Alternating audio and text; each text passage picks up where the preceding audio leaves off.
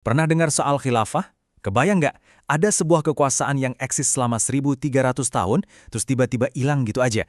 Hari ini, kita bakal kupas tuntas satu perspektif tentang sejarah dan visi masa depannya. Jadi pertanyaan gedenya tuh ini, gimana sih ceritanya sebuah peradaban yang umurnya ribuan tahun bisa runtuh? Inilah yang jadi titik awal pembahasan dari tulisan Dr. Muhammad Kay Sadiq. 1300 tahun lebih. Itu lama banget loh.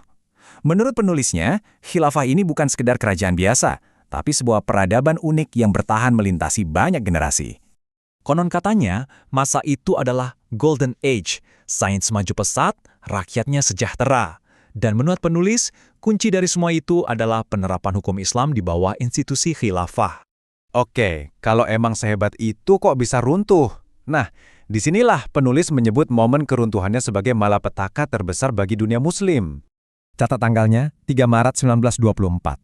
Setelah berabad-abad berkuasa, institusi khilafah secara resmi dibubarkan. Benar-benar dihapus dari peta politik dunia. Dan menurut penulis, keruntuhan ini bukan sekedar akhir dari sebuah era. Dampaknya kayak efek domino yang katanya masih terasa sampai sekarang. Kemunduran, penjajahan, dan berbagai masalah di banyak negara. Oke, mari kita bedah lebih dalam. Sumber ini menganalisis keruntuhannya dengan melihat dua set penyebab utama. Jadi ada dua biang keroknya nih menurut penulis. Masalah dari dalam alias faktor internal, dan gempuran dari luar alias faktor eksternal. Dari dalam, problemnya adalah pemahaman Islam di kalangan pemimpin yang katanya mulai melemah. Pelan-pelan mereka mulai meninggalkan hukum Islam dan mengadopsi sistem hukum dan politik ala Eropa. Nah, kalau dari luar, serangannya lebih fisik. Sumber ini menggambarin gimana wilayah khilafah itu digrogotin satu persatu, dicaplok sama kekuatan kolonial Eropa. Setelah runtuh, ceritanya nggak berhenti di situ. Penulis berargumen bahwa ada sebuah kewajiban secara agama untuk menegakkan kembali khilafah. Dan ini bukan cuma opini loh. Penulisnya ngutip para ulama besar dari 4 mazhab yang katanya sepakat kalau menegakkan khilafah itu hukumnya wajib. Bukan pilihan politik, tapi kewajiban inti dalam agama. Bahkan ada istilah khususnya loh, Taj al-Furud, yang artinya mahkota kewajiban. Ini nunjukin kalau tugas ini dianggap sebagai kewajiban paling puncak, paling penting di antara yang lain. Sumber ini juga nyebutin bahwa menurut kesepakatan para sahabat Nabi, umat Islam itu cuma boleh hidup tanpa seorang khalifah selama maksimal 3 hari. Cuma 3 hari. Sekarang coba kita bandingin, batasnya 3 hari, tapi kenyataannya udah lebih dari 100 tahun. Nah, kontras inilah yang menurut penulis bikin pemenuhan mahkota kewajiban ini jadi super-duper mendesak.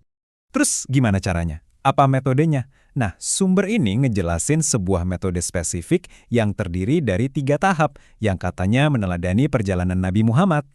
Ini dia blueprintnya. Pertama, kaderisasi. Kedua, interaksi dengan masyarakat. Ketiga, meraih dukungan dari orang-orang yang punya kekuatan. Yuk, kita kupas satu-satu. Tahap pertama ini ibarat ngebangun fondasi. Fokusnya adalah membentuk kelompok inti yang ideologinya solid banget, yang pikirannya murni Islam, dan ngebersihin ide-ide lain kayak sekularisme atau nasionalisme. Kalau fondasinya udah kuat, lanjut ke tahap 2, turun gunung. Kelompok ini mulai berinteraksi langsung sama masyarakat luas, menantang ide-ide yang udah umum, kayak demokrasi dan HAM, sambil katanya ngebongkar agenda kekuatan asing.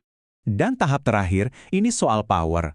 Tujuannya adalah mendapatkan dukungan dari kelompok-kelompok yang punya kekuatan real, misalnya militer, supaya peralihan kekuasaan bisa terjadi secara damai. Di bagian penutup, teks ini ngasih gambaran visinya ke depan. Kira-kira, kalau khilafah ini tegak lagi, apa artinya bagi dunia dan apa aja rintangannya? Penulisnya memakai kutipan dari Lord Allenby ini untuk berargumen bahwa perlawanan dari dunia barat itu punya akar sejarah konflik yang panjang banget.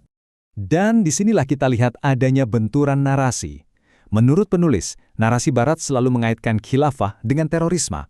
Tapi penulis ini ngasih narasi tandingan, justru imperialisme lah sumber teror yang sebenarnya. Dan khilafah akan datang untuk mengakhiri hegemoni itu. Jadi menurut sumber ini, sejarah itu siklus jatuh dan bangun. Pertanyaan besarnya adalah, bab sejarah apa yang sedang kita tulis saat ini?